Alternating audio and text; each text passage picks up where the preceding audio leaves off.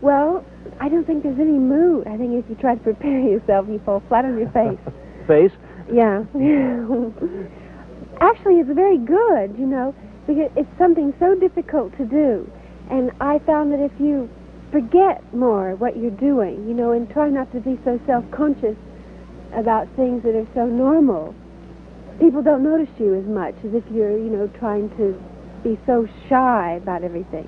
Well, I guarantee you will be noticed by this. Sharon Tate tuvo mala suerte o su destino ya estaba marcado desde antes. ¿Por qué Charles Manson se metió con la vida de la actriz? ¿Por qué Polanski, luego de conocer el desenlace, acusó a Bruce Lee de haberla matado? De eso vamos a hablar en este informe, de eso y de otras tantas cosas. Sharon Tate no fue solo una actriz y modelo estadounidense, fue un ícono de la moda y de los años 60.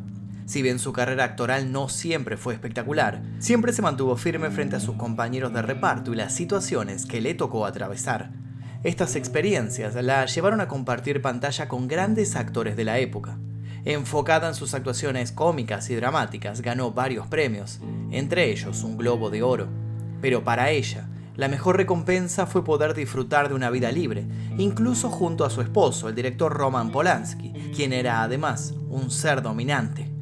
Más allá de los problemas entre ellos, la relación había dado como fruto un embarazo sano. Ella quería ser madre y durante los meses de gestación se cuidó lo máximo posible, pero el bebé no llegó a nacer porque todo terminó de la peor manera, el 9 de agosto de 1969. El día que murió Sharon Tate.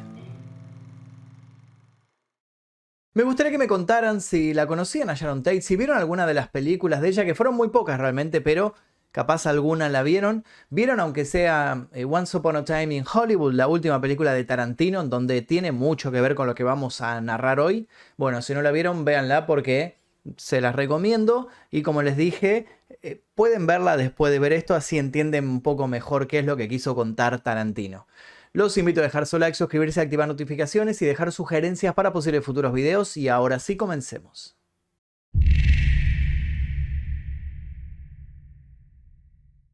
El 8 de agosto de 1969, Sharon Tate se encontraba con un grupo de amigos en su casa de Beverly Hills.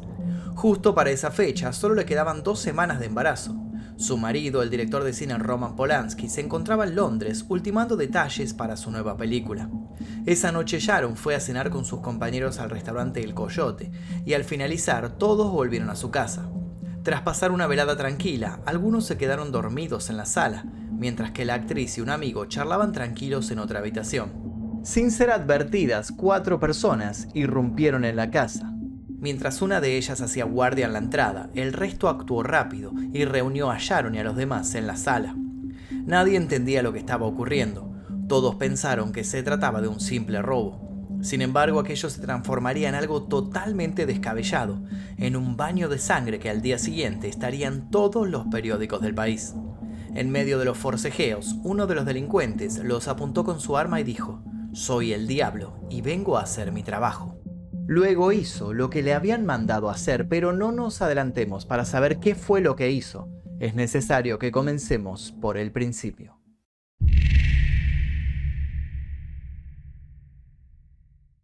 Sharon Mary Tate nació el día 24 de enero de 1943 en Dallas, Texas, Estados Unidos. Fue la mayor de 3 hijos. Sus padres fueron Paul James Tate, un militar del ejército de los Estados Unidos, y Doris Wendelin, una ama de casa. La crianza de Sharon se produjo en un entorno familiar estable y de la clase media alta. Debido a que Paul fue nombrado coronel, la familia se vio obligada a viajar por su trabajo. De este modo, pasaron gran cantidad de tiempo siendo nómades. El hecho de mudarse constantemente le generó a Sharon grandes dificultades para hacer amistades. Eso la llevó a tener una personalidad algo retraída y tímida. Durante su infancia y adolescencia, estuvo en total en 6 lugares diferentes y llegó a concurrir a 6 colegios distintos. Cuando creía que por fin iba a estabilizarse, su padre fue transferido a Italia y todos, por supuesto, tuvieron que trasladarse con él al país europeo. Sharon terminó el secundario y se graduó en 1961 en Verona. Fue allí donde finalmente hizo buenas amistades y se convirtió en una celebridad local. Debido a que apareció en la portada de un periódico militar, Star and Stripes, por una fotografía suya en traje de baño. Y ese fue solo el comienzo. A los 16 años ganó un concurso de belleza y se hizo con el título de Miss Richland. Sharon continuó apostando en su físico y estética y fue galardonada con diversos títulos que le sirvieron para aparecer en algunas películas de bajo presupuesto. Sin embargo, la joven no veía en el mundo del entretenimiento una profesión a largo plazo. Cuando le preguntaban qué quería de su futuro, no lo dudaba un segundo. Quería estudiar psiquiatría.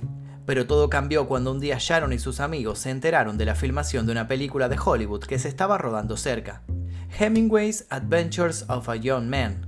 En ella actuaban personalidades como Paul Newman, Susan Strasberg y Richard Beymer. Además de la cercanía, había posibilidades para anotarse y formar parte del film. Sin pensarlo demasiado, Sharon se anotó para participar como extra. El dinero nunca estaba de más y sabía que por sus cualidades era probable que la tuvieran en cuenta. El grupo de jóvenes solamente quería conocer y estar cerca de las estrellas que tanto admiraban. Pero aquella aventura adolescente fue la que le permitió a Sharon ingresar a un nuevo mundo. Un mundo que literalmente le cambiaría la vida.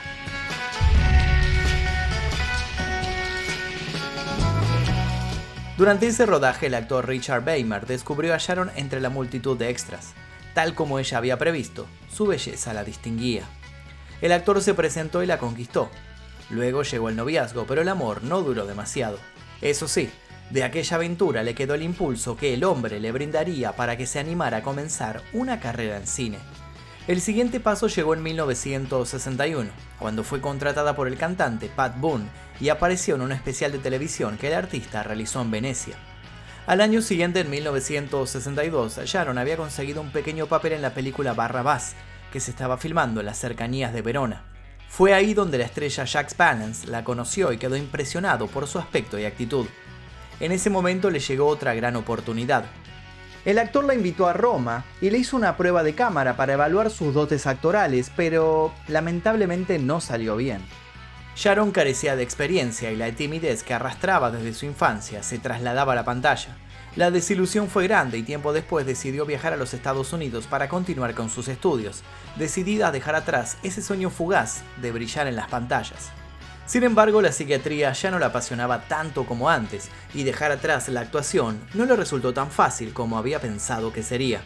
Una chispa difícil de apagar se había encendido en ella. Gracias a esto obtuvo algunos papeles menores en series, haciendo de extra, haciéndole un papel secundario. Si bien a Sharon le ganaba la impaciencia, su representante le pidió que no se apurara. Le insistió además en que debía aprender a adquirir confianza. Según el hombre, con eso le bastaría para que su carrera despegara sola. En 1963, Tate firmó un contrato por 7 años con el agente Martin Ransohoff. Este le dio pequeños papeles en las comedias Mr. Ed y The Beverly Hillbillies para ayudarla a ganar experiencia. Era una forma de mantenerla en las sombras hasta que estuviera lista para representar papeles importantes. En ese tiempo, Sharon conoció al actor francés Philippe Fourquet, con quien comenzó una relación y luego se comprometió, pero la unión no prosperó porque se peleaban demasiado.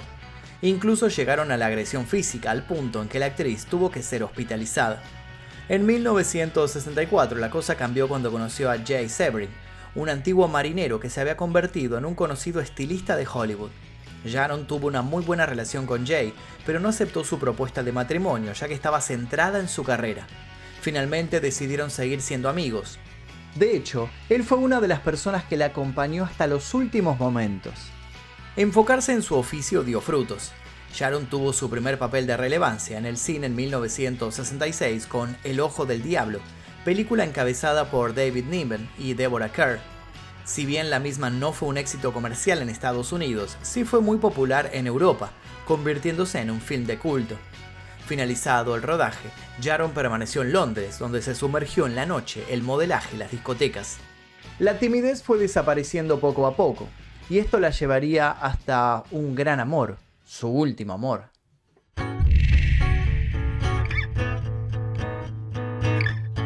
En esa época conoció en una fiesta a Roman Polanski, el director polaco, que era una sensación debido a sus exitosas películas. Hablaron, comentaron sus experiencias con las drogas, se sedujeron y tuvieron una noche de sexo, pero no volvieron a verse durante un tiempo. Meses más tarde, mientras el director preparaba La danza de los vampiros, Ransohoff le sugirió que la contratara. Polanski no estaba demasiado convencido, pero finalmente aceptó. Durante los primeros días había tensión en el set. El director era un perfeccionista que hacía repetir las tomas decenas de veces. Polanski nunca quedaba satisfecho con las escenas de Sharon y no se guardaba nada para él. Cada vez que podía le remarcaba sin piedad que ella era una inexperta. En medio del rodaje, entre las discusiones, las peleas y los problemas, la actriz y el director se enamoraron. En 1967, con un poco más de confianza en sí misma, Sharon coprotagonizó la comedia No haga olas con Tony Curtis, en la que aparece casi todo el tiempo en bikini. Además, consiguió un gran rol en La Casa de las Muñecas, una adaptación cinematográfica de un bestseller. Más allá de que las producciones no lograban destacarse en las taquillas, Sharon Tate logró generar el renombre necesario y una imagen más afianzada en el cine. Aunque también es verdad que no estaba muy conforme con sus papeles, ni con la superficialidad con la que se la trataba. Para 1968 se casó con Polanski y ambos acordaron tener una relación libre. Según una entrevista, Sharon dijo: "Cualquier hombre que deja que su mujer lo ate o que le obliga a renunciar a sus instintos naturales es un hombre débil. No sería un hombre para mí. Con Roman tenemos un acuerdo. Él cree que me engaña y yo hago como que no me doy cuenta de las cosas que hace". Sin embargo, la libertad de la pareja, según los amigos de ambos, estaba enlazada también por el dominio que Polanski ejercía sobre Sharon. A finales de los 60, la pareja se convirtió en un foco social importante. En sus casas había gente y se organizaban fiestas cada semana. Era un compendio de celebridades. Actores, actrices, periodistas, músicos y cualquier otra persona de aquel mundo exclusivo. Los excesos eran una moneda corriente en esas reuniones. Ese mismo año la actriz estuvo en la película The Wrecking Crew, donde tuvo como asesor coreográfico a Bruce Lee, con quien forjaría una gran amistad. Si quieren conocer la otra cara de esta historia, los invito a ver el video que preparamos sobre la vida de Bruce Lee y también su misteriosa muerte. Al poco tiempo Sharon quedó embarazada de Polanski, pero ocultó la noticia durante unos meses a su esposo porque sabía que él no quería ser padre aún. Ella tenía miedo de que la hiciera abortar. Para 1969 se estrenó la comedia 12+1 o The 13 Chairs, pero esta película tendría algo particular. Antes, durante y después de su estreno estuvo plagada de contratiempos y de accidentes. El más perturbador de todos los detalles que tuvo este film fue que se trató de la última película en la que participaría Sharon, incluso su estreno fue a título póstumo. Mientras se editaba este film, la actriz protagonizó una de las tragedias más crueles y brutales de la historia del cine.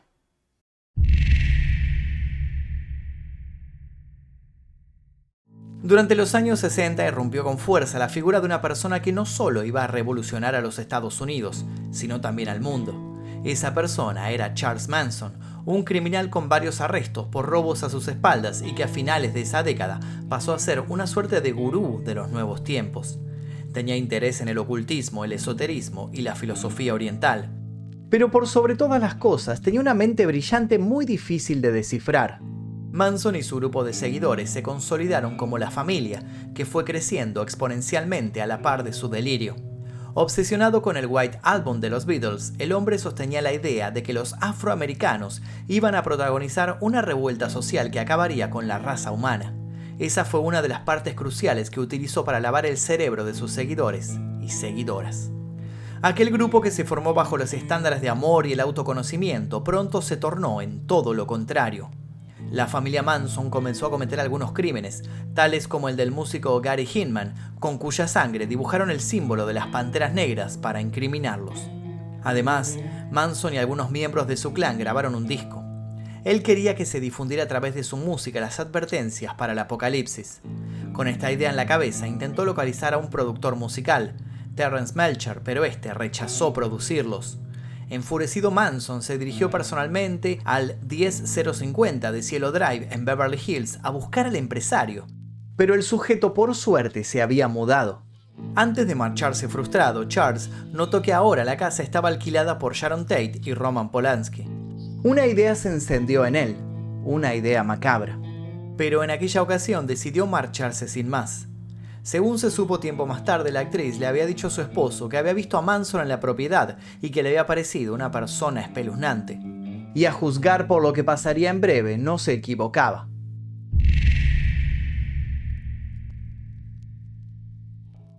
Tiempo después, el rencor por su falla al ajusticiar al productor que no quiso invertir en su carrera musical, impulsó a Charles Manson a saciar su locura con otro carril. Entonces organizó y envió un grupo de personas a la dirección de Cielo Drive con la orden de matar a todo aquel que se encontrara en la casa. Sabía que entre las víctimas habría personas de renombre, y eso justamente era lo que precisaba para que por fin su nombre escalara en popularidad. Durante la noche del 8 de agosto de 1969, Sharon invitó a cenar a algunos de sus mejores amigos. El célebre estilista de Hollywood, Jay Severin, el actor y guionista polaco, Wojtek Frykowski, y su pareja, Abigail Folger. La cena se llevó a cabo en el Coyote Café, y todos regresaron a casa de la actriz cerca de las 10:30 de la noche. Su esposo, Polanski, se encontraba en Londres en plena finalización de una película. A las afueras de la casa estaba la gente que había enviado Charles Manson. El grupo estaba integrado por los jóvenes Susan Atkins, Patricia Krenwinkel, Linda Kasabian y Tex Watson, quien lideraba la misión. A la medianoche, antes de ingresar al domicilio, se toparon con Stephen Parent, de 18 años, un amigo del cuidador de la casa que se estaba retirando. Tex Watson, el líder del grupo de la familia, no dudó y le pegó 4 tiros. Seguido a eso se anticiparon y cortaron la línea telefónica del lugar. Luego, entraron por la puerta principal. Linda Kasabian se quedó custodiando por si llegaban las autoridades. La primera persona que se encontraron fue al guionista Frykowski, quien estaba dormido en el sillón de la sala. Al escuchar los ruidos, el escritor se despertó y vio como Watson le apuntaba con un revólver. Mientras tanto, otro integrante decidió inspeccionar la casa para saber dónde estaban los demás. Rápidamente encontró a Folger leyendo un libro y a Sharon charlando con Severin. Watson dio la orden de juntarlos a todos en la sala. Comenzó de esta manera un juego psicológico con los capturados. Los captores les dijeron que venían en representación del mismísimo diablo. Y es así como nuestra historia vuelve al principio. Severin intentó arrebatarle el revólver a Watson, pero no tuvo éxito y este le disparó en el torso, haciendo que se desplomara al instante. Luego el asesino comenzó a darle patadas en la cara, hasta dejarlo inconsciente. El guionista forcejeó con Atkins y le pegó en la cabeza. Watson reaccionó rápidamente y le asestó 4 puñaladas, 2 en una pierna y 2 en la espalda. Luego le disparó 2 veces, dejándolo agonizante. Folger, completamente horrorizada, salió corriendo mientras gritaba por ayuda. Krenwinkel corrió para alcanzarla, pero en ese momento Watson aprovechó y le dio 4 puñaladas al peluquero, matándolo en el acto. Folger fue capturada, tirada en el suelo y apuñalada un total de 28 veces. Frykowski, agonizante, logró salir de la casa y caminó hasta un poste de luz mientras pedía ayuda, todo ante la mirada de Kasabian que hacía de guardia. Watson, completamente extasiado, lo remató asestándole más puñaladas. Restaba una sola persona, Sharon Tate, quien estaba reducida y atada por el cuello. Con las fuerzas que pudo reunir intentó escapar, pero se topó con toda la familia, la cual estaba preparada para terminar el trabajo. Como si se tratase de una película de terror interminable, la escena continuó. Las mujeres de Manson sujetaron a la actriz para que no escapara. Sharon rogó por su hijo y pedía que solo la dejaran vivir para dar a luz y luego podían hacer de ella lo que quisiera. Pero su fatal destino era inevitable y llegó en forma de 16 puñaladas propinadas por Tex Watson. Al término del terrorífico acto criminal, el grupo escribió con su sangre la palabra cerdo, pig en inglés, sobre la fachada de la propiedad. Finalmente escaparon de la escena del crimen. Al día siguiente, el ama de llaves ingresó a la residencia y casi se descompensó por el satánico escenario. Al instante alertó a la policía, quienes llegaron de inmediato para registrar todo el lugar. Ni siquiera los más experimentados agentes pudieron estar mucho tiempo contemplando aquel escenario. Hicieron las pericias pertinentes, pero no sabían absolutamente nada respecto a los ejecutores de aquel crimen, ni cuál había sido el origen de todo. Cuando llamaron a su esposo para avisarle lo sucedido, Roman perdió el control. Empezó a golpear las paredes, luego su cabeza con los puños mientras gritaba repetidamente. ¿Sabía ella cuánto la amaba? ¿Sabía ella eso? Al escuchar semejante descontrol, los asistentes llamaron a un médico para que le administrara un sedante fuerte. Con la misma emergencia se le otorgó una visa para que pudiera volver rápidamente a su casa para despedir a su ex compañera y al hijo que con ella esperaba.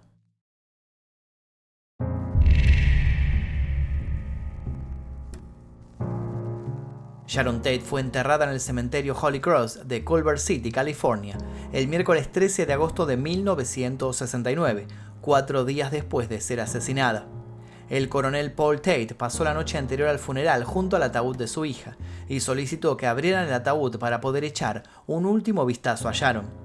En sus brazos estaba su hijo por nacer, Paul Richard Polanski, quien murió en su vientre y quien fue nombrado póstumamente en honor a sus 2 abuelos. Dentro de la iglesia, Polanski aún seguía fuera de sí, pero se sentó en el frente derecho junto con los padres de Sharon y sus 2 hermanas adolescentes, Patricia y Deborah. Peter Sellers, Yul Brynner y Warren Beatty también volaron desde Londres para asistir al funeral. También estuvieron presentes los conocidos actores de Hollywood, Kirk Douglas, James Coburn y su amigo Bruce Lee. Luego de haber pasado varios días, nadie tenía datos certeros sobre los homicidas. Polanski aún no podía caer en lo sucedido y empezó a tejer sus propias teorías. Incluso llegó a sospechar de Bruce Lee, ya que en la casa se encontró la montura de unas gafas que le pertenecían al astro marcial. Los medios de comunicación no se quedaron atrás y se enfocaron en el amarillismo para hacer alusiones de orgías, consumo de drogas y magia negra. Se llegó a decir incluso que Sharon Tate pertenecía a una secta satánica que realizaba rituales macabros. El inicio del fin llegó cuando Susan Atkins fue detenida por el robo de un auto. Mientras estaba encerrada, les contó a sus compañeras de celda que el robo no era el peor de sus crímenes. Ella se atribuyó el asesinato de Sharon y hasta dijo que había probado su sangre. Esa confesión llevó a las autoridades a conectar al grupo con los asesinatos. La suerte de Manson y compañía duró unos cuantos meses. El 8 de diciembre de 1969, el Departamento de Policía de Los Ángeles logró capturarlos. De esa manera se conoció la escalofriante verdad. En 1971 se condenó a Susan Atkins, Patricia Krenwinkel y Tex Watson a pena de muerte. Sin embargo, unos años después, esa pena se declaró inconstitucional en California y los condenados pasaron a cumplir cadena perpetua. Linda Kasabian fue acusada de ser guardia durante la ola de asesinato y recibió inmunidad por actuar como testigo clave. Luego de los crímenes, se distanció del grupo y se reunió con su esposo. Susan Atkins murió en prisión en 2009 de cáncer cerebral a los 61 años. Krenwinkel y Watson aún siguen cumpliendo condena. A Charles Manson se lo juzgó por separado y como ideólogo de los crímenes. Fue condenado a cadena perpetua. Pasó 48 años ininterrumpidos tras las rejas y murió en prisión en 2017 a los 83 años.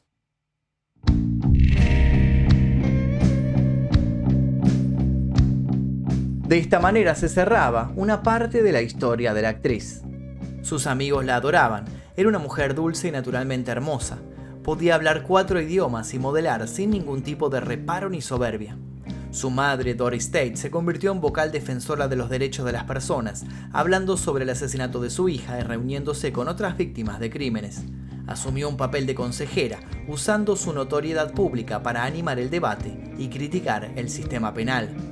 Sharon tuvo una carrera breve, pero nunca se rindió. Incluso hasta sus últimos instantes, veló por lo que más quería.